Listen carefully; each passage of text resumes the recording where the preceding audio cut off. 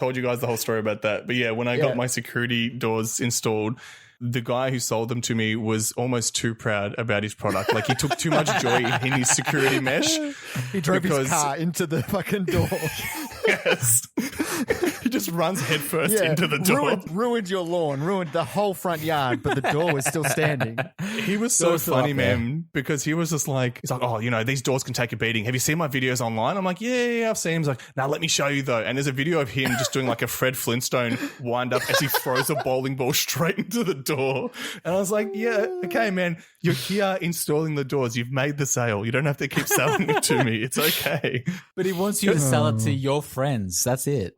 And his doors are his babies, probably. Yeah. That's true. Okay, so this person here, they're wanting to meet their neighbours. They're wanting to introduce themselves. They're wanting to meet and greet. My question for you guys is it ever worth it?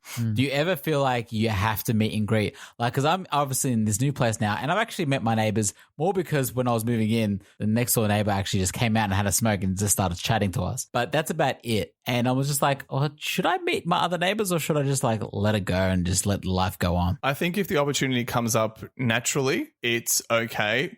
And I say this because, one, it's just nice to have people that you're familiar with in your area. But also there's been times where, like, there was one day where my cousin was dropping something off at my house and my neighbour rang me and said, there's some guy trying to get into your house at the moment. What's going on? And I was like, oh, okay, that's weird. And then I remembered my cousin was dropping something off. So I'm like, okay, it's fine. But it's almost like your neighbors can act as almost like default security guards just because they happen to be in the neighborhood. Yeah. I will say, though, that in this time when you're not allowed to have visitors over, if you don't have neighbors that'll like watch your back, they're going to dob you in if you're having, let's just say they're like, no, I saw two people entered the house. We're calling the police right now.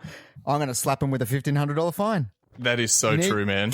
I mean, now more than ever, we got to be looking out for our neighbours. We should be helping each other out. Not saying that we should be breaking the laws of that sort of stuff, but you got to know that, you know, I'll scratch your back, you scratch my back. Yeah. That's such a good point. I think it even comes down to if you're having a get together, you're making a bit of noise, you got music on. If they don't know you, it'll just be like, oh, it's that goddamn random person who just moved in recently. Yeah. Whereas if they're familiar with you, they'll be like, oh, that's Marcus. He's having a good old time. Right. I hope he's having a good time with his mates tonight. I might go over and have a drink with them.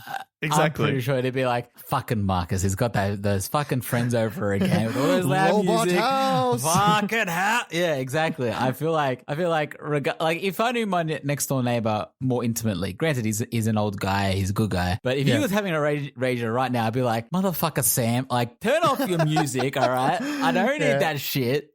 I don't care if we're friends. Fuck you, all right? Like Sam is not the man. And vice versa, I would imagine he'd feel the same way. Marcus, can you please share the story of your AC/DC neighbor from the last party you guys had at your old place? So we had a neighbor. So at my previous residence, I was living there with with 4 friends. There was a lot of house parties that we had at our house, and I would imagine we pissed off many neighbors. But there was one neighbor in particular who I'm gonna call him Angus. Okay.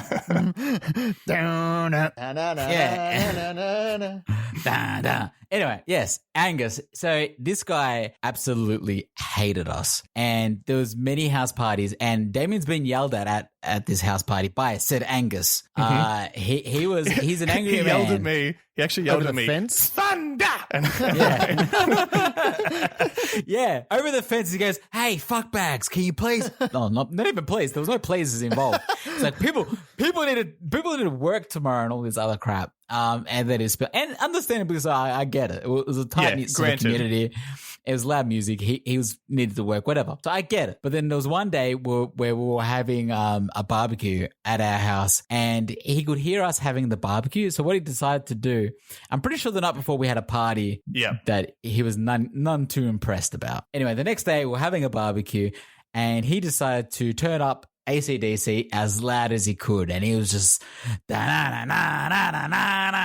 he was singing top of his lungs, going nuts. Nice. This was all at about 8 o'clock at night. My housemates, I wasn't there, but my housemates were like, they were outside having the barbecue, and they were singing along to the AC/DC songs because like this is a good time. We're having a good time. We're having fun. But the neighbor who was like, he was trying to do it to get back at us, and you could hear his wife apparently in the background going, turn it now, Angus, come on, please, turn it down now. We're like, I'm sure they've learnt their lesson. Like, come on, turn it down. It's like, nah.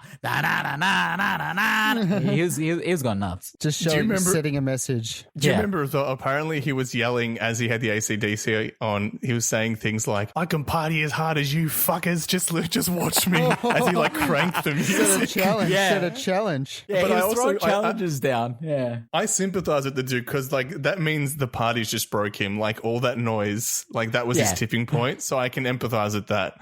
Yeah, I'm not going to sit here and say he was a douchebag or jerk. I actually completely get his side of the argument. Like, you have neighbors that are going to play loud music until all hours of the morning. You've got a young family. I'd imagine, I don't know if he had a kid or not, but he definitely had a wife that was there with him. And he's probably just like, motherfuckers, I just want to live my life. I don't need this shit in my life. And I think that ties perfectly back into the question, is that it's good to have that familiarity with your neighbors, even if it's, not overly personal. Just the fact that you kind of acknowledge that they're there and you guys can help each other out if something is to happen in the neighborhood. Plus, they live in a court, and from a lot of my friends who live in courts, a lot of the time, like every couple of months, they'll throw like a court shindig, like a barbecue or something, with like music and stuff, just to get everybody in the area to kind of hang out and get to know each other. So that'll probably happen anyway. Yeah, I mean, Tom, we never had a court party, not that I can remember.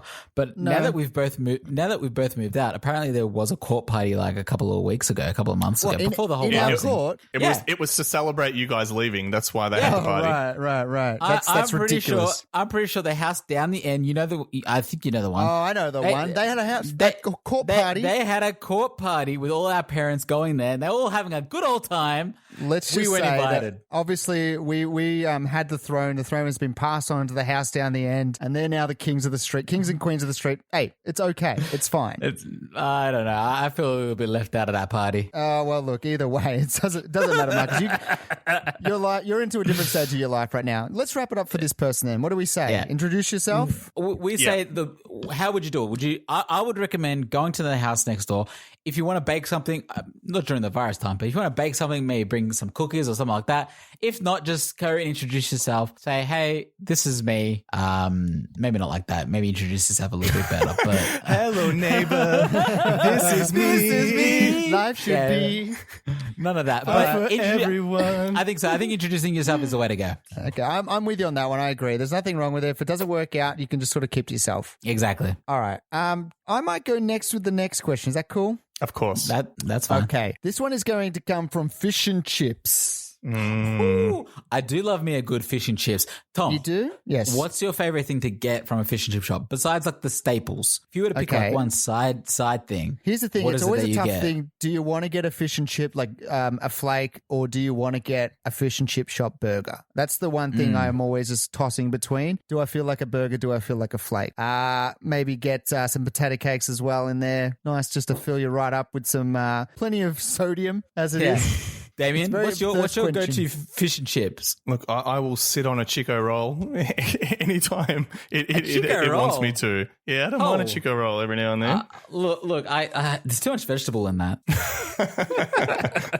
It's a bit too healthy for me. A bit too healthy for me. It's deep fried vegetable. We don't need that in my life. I'm a big fan of the crab stick. Okay, which is just sort of, it's miscellaneous seafood, isn't it? It's not crab. It's miscellaneous. Yeah, it's never crab.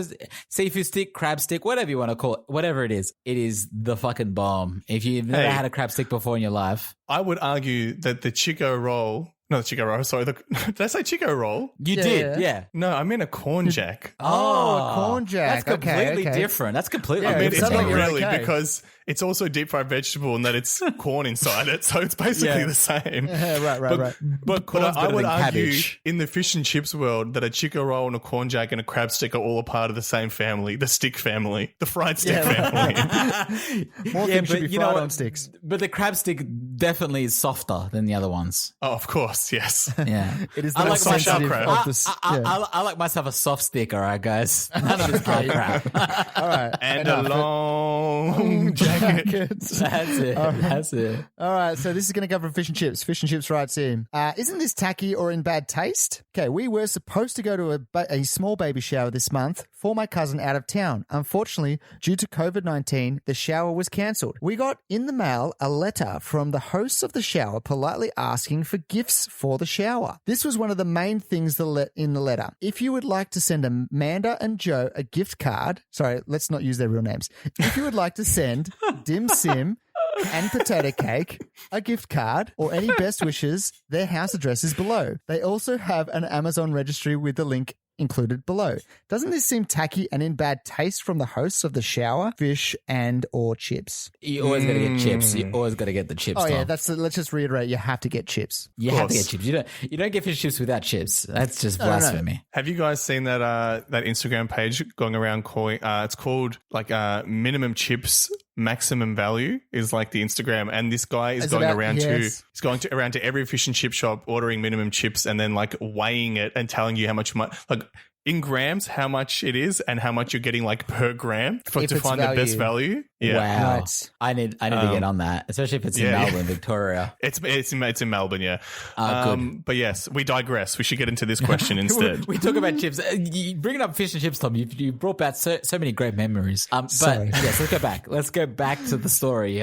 Focus. Is this in bad taste, guys? I think it is, because it's almost like charging money to a concert that wasn't put on, right? Yeah. Right. That's a good point. That is a very good point. Can we put it in this perspective, right? Let's just say, Marcus, you're turning 30 this year. Yes. And basically you don't have a birthday party. It's probably likely, yeah. Right. Okay. I'm not trying to rub that in or anything, but Thank you, Tom. Well, you're going to have a birthday at the same time, Tom. I just like to point out that you will be on the other side of 20, which often gets pointed out to me, so I thought I'd make it fair. Look. If the birthday happens during the coronavirus, did it actually happen? Just another year of 29, guys. That's true. Just That's another right. year That's of true. 29.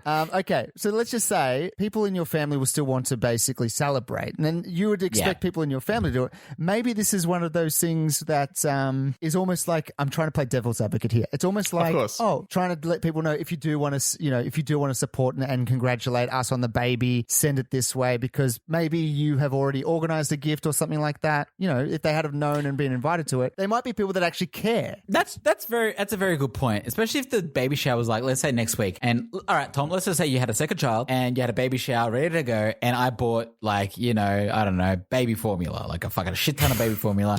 That is my present for you. That is my present for you. And I was like, well, I'm not going to drink this baby formula. I'm not going to have any need for said baby formula in the foreseeable future. Tom still needs his gift. Right. Therefore, I would like to send this gift to Tom. Okay. Or you can sell it in China. Apparently, it goes for a pretty penny up there. How did you get baby formula, Marcus? It's impossible to find. I got my ways. I think you made a good point, Tom. Is that like I think what I said is also a bit jerkish, because the idea, if they're close to you and you're friends with them, I think you're going to send them a present regardless, right? Whereas I think it would depend on how close I am to the person, might determine whether or not I send a present. Like if it was one of you guys, wouldn't even think about it. But if it was somebody who I was kind of even like questioning why I got invited, then they probably wouldn't be getting a gift from me. You know what I mean? That's true. I'd be thinking to myself, sweet, I got out of giving them a gift. Like if that's the case. It's like, so yeah, I don't need to give fucking Jimmy that baby formula. Tom, I will send you the baby formula. Don't worry, Tom. I got your back. I guess the thing is, like, some people, I guess, try to get a lot of stuff at a baby shower. It's supposed to set them up for the, having the baby. It's like, we'll have the baby. That's what we're doing. You guys give us the stuff. That'll help us in that way. And I guess they're losing a lot of resources. They're probably just like, damn, this baby is not the financial investment we hoped it would have been. We're bleeding money now because we have to buy more formula because Marcus isn't giving it to us. Yeah, well. That party was our ticket to a breast pump, and now that ticket's gone. We got no breast pumps, baby. My thought on that sort of sentiment, Tom, that they thought this was a ticket to ride, was that is the wrong way to have a mentality of having a child. If you can't support their opening 6 months, you probably can't support their opening 18 years. Surely. No, but what I think Tom is saying is that like it's like when you have a wedding, you can kind of bank on getting certain things.